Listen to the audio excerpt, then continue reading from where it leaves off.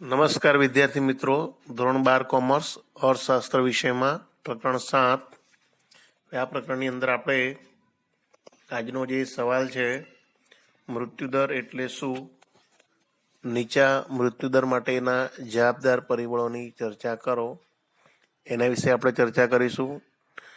Last લેક્ચરમાં આપણે જન્મદર એટલે શું, ઊંચા જન્મદર માટેના જવાબદાર પરિબળો એની ચર્ચા આપણે કરી હતી. તો અહીંયા આગળ જન્મદર એટલે શું એની વ્યાખ્યા, એનો અર્થ, ઊંચા જન્મદર માટેના જવાબદાર પરિબળો કે ઊંચા જન્મદર માટેના જવાબદાર પરિબળો કયા કયા, તો આપણે વાત કરી હતી કે સામાજિક પરિબળો, આર્થિક પરિબળો, અન્ય પરિબળોની ચર્ચા કરી હતી. હવે આજનો જે પ્રશ્ન છે મૃત્યુદર એટલે શું, તો સૌથી પહેલાં આપણે મૃત્યુદરનો અર્થ સમજી ગયા છે, છતાં પણ ફરીવાર અહીંયા વ્યાખ્યા લખવી પડશે આપણે કે ભાઈ મૃત્યુદર એટલે શું. મૃત્યુદરનો અર્થ આપી મૃત્યુદર નીચો હોવા માટેના કારણોની ચર્ચા કરો. આ પ્રશ્ન પરીક્ષામાં 3 થી 5 ગુણમાં પૂછાઈ શકે. તો સૌથી પહેલા મૃત્યુદર એટલે શું, તો કે એક વર્ષના સમયગાળા દરમિયાન દર 1000 માનવ વસ્તીએ અથવા તો દર 1000 વસ્તી દીઠ થતા મૃત્યુની સંખ્યાને મૃત્યુદર કહે છે. ચોપડીમાં આપી એ પ્રમાણે વ્યાખ્યા કહીએ તો વર્ષ દરમિયાન દર 1000ની માનવ વસ્તીએ મૃત્યુ પામતા વ્યક્તિની સંખ્યાને મૃત્યુદર કહે છે. મૃત્યુદરનું અહીંયા સૂત્ર આપ્યું છે કે કોઈ એક વર્ષ દરમિયાન મૃત્યુ પામતા માણસોની સંખ્યા ભાગ્યા કુલ વસ્તી ગુણ્યા 1000. અહીંયા આગળ મૃત્યુદર 1000 ગણવામાં આવે છે, એટલું ધ્યાન રાખજો વિદ્યાર્થી મિત્રો. અહીંયા ટકાવારી 100 લખવાની નથી. વર્ષમાં વસ્તીમાં કેટલો ઘટાડો થાય છે તે મૃત્યુદરના આધારે ખ્યાલ આવે છે.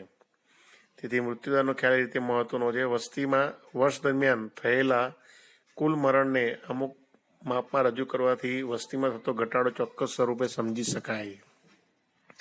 અહીંયા કોષ્ટક તમને સમજાવે છે કે ભાઈ ભારતમાં 1951માં 1000ની વસ્તીએ 27.4 મૃત્યુદર હતો, જે પ્રમાણ 2011માં ઘટીને 7.1 થયું છે. 1000એ 7.1, એટલે કે અહીંયા આગળ તફાવત આપણને 20.3 જેટલો તફાવત જોવા મળે છે, એટલે કે એટલો ઘટાડો થયો એમ કહી શકાય.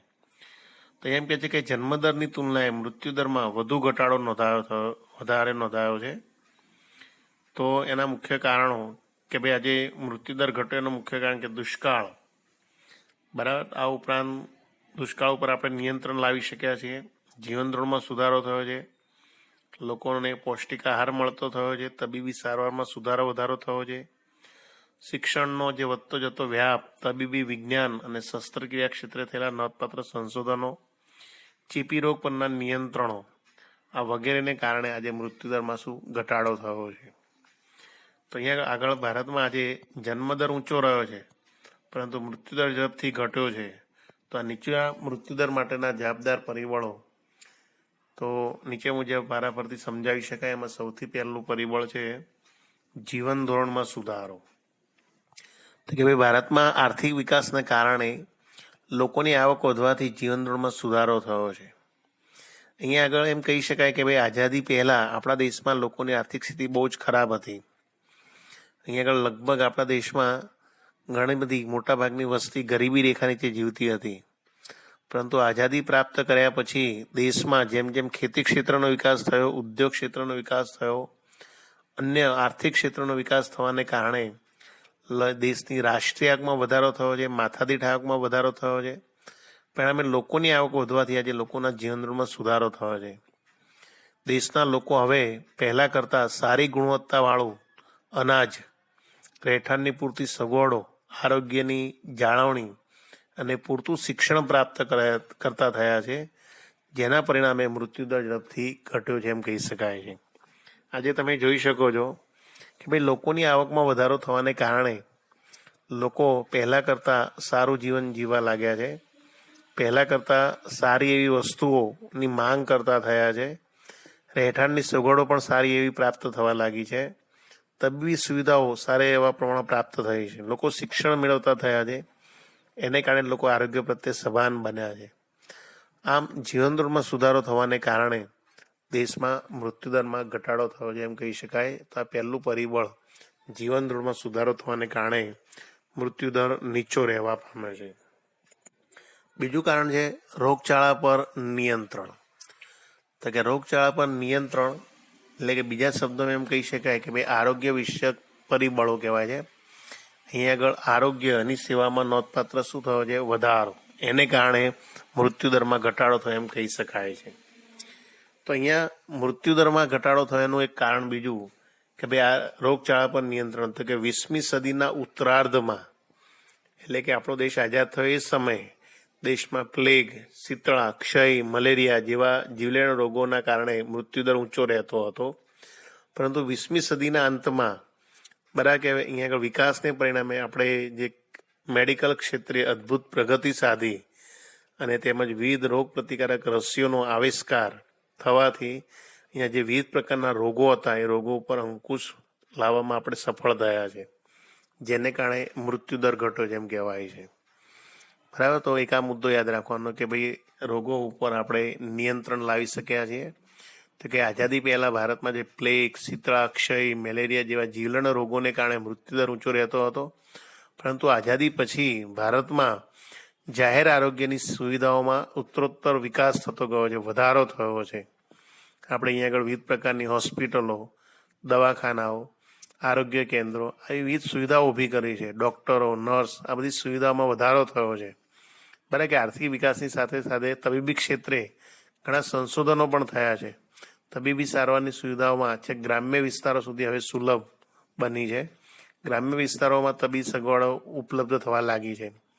આમ વિવિધ રોગો અટકાવવા માટેની આપણે દવાઓ પણ શોધી છે, રસીઓની પણ શોધ થઈ છે, જેને કારણે લોકોની રોગ પ્રતિકારક શક્તિમાં વધારો થયો છે.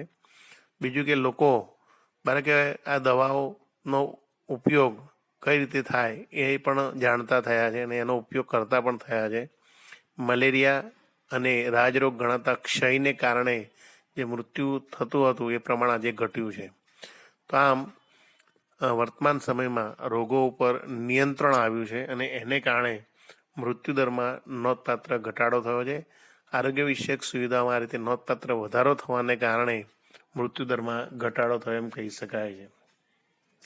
બીજું કારણ એવું કહી શકાય કે ભાઈ દુષ્કાળ ઉપર અંકુશ, દુષ્કાળ ઉપર નિયંત્રણ લાવી શકાયા છે. એને કારણે આપણા દેશમાં મૃત્યુદરમાં ઘટાડો થયો એમ કહી શકાય છે.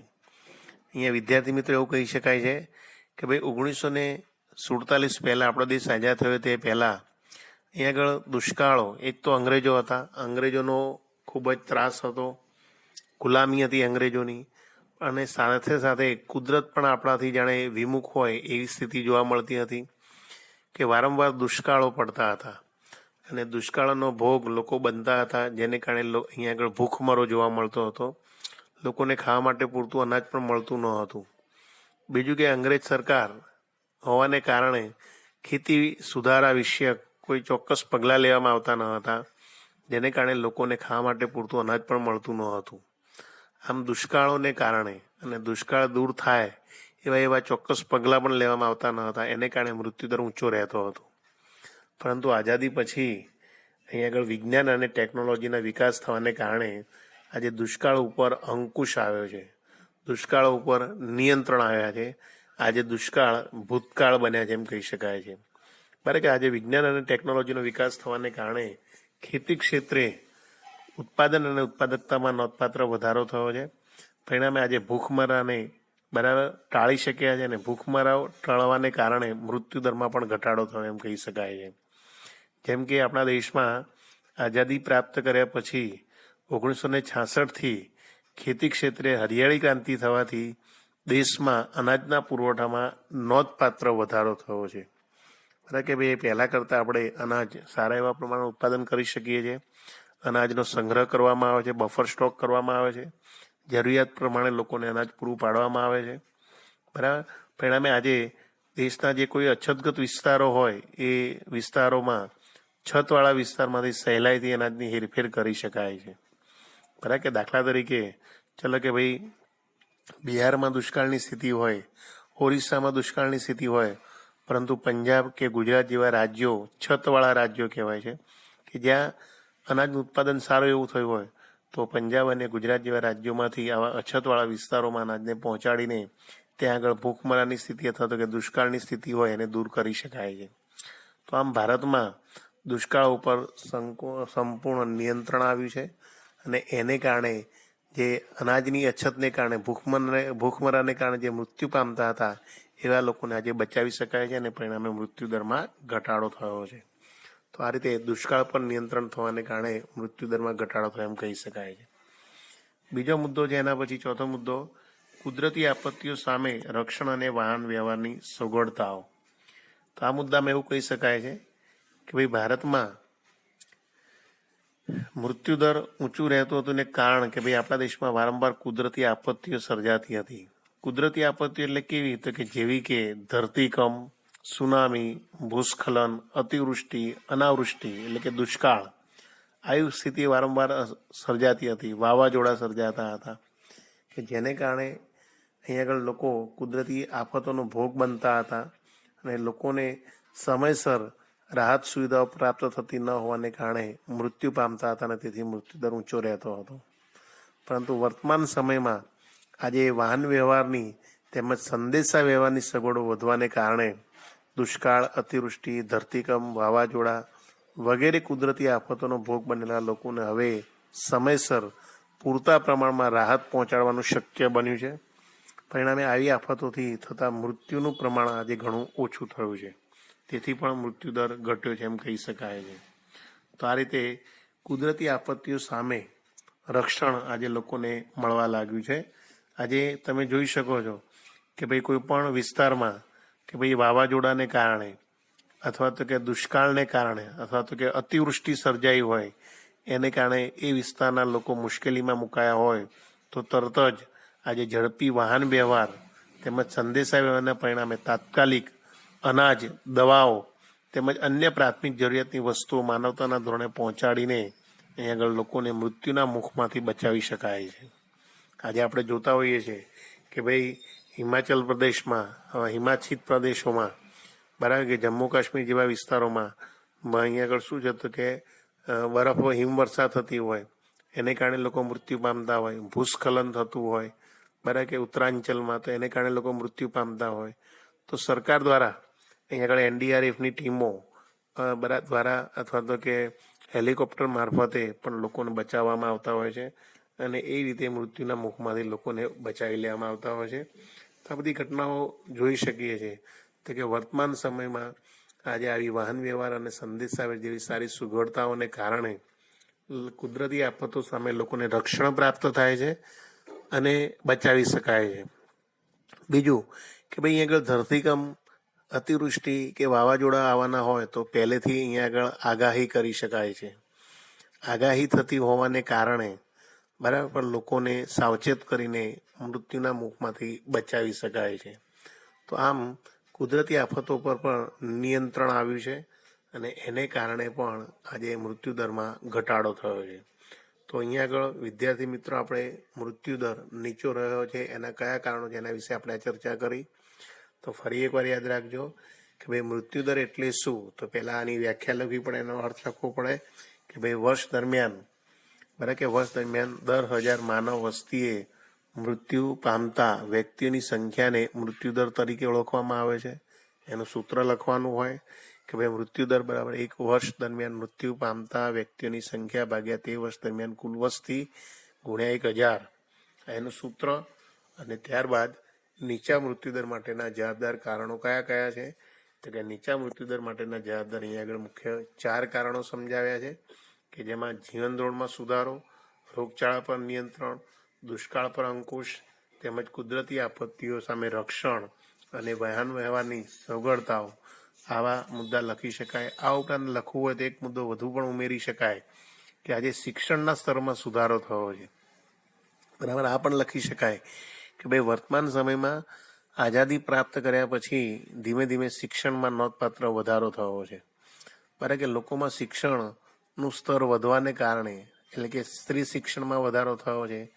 બરાબર, અને એને કારણે પણ લોકોમાં આરોગ્યની જાળવણી, આરોગ્ય વિશેની સભાનતા આવી છે. પરિણામે લોકો અહીંયા આગળ જાગૃત થયા છે પોતાના આરોગ્ય પ્રત્યે અને તેથી કોઈ રોગો હોય, કોઈ બીમારી હોય તો તરત જ બરાબર કે એની દવા સારવાર મેળવતા હોય છે અને એને કારણે પણ મૃત્યુદરમાં ઘટાડો થયો છે.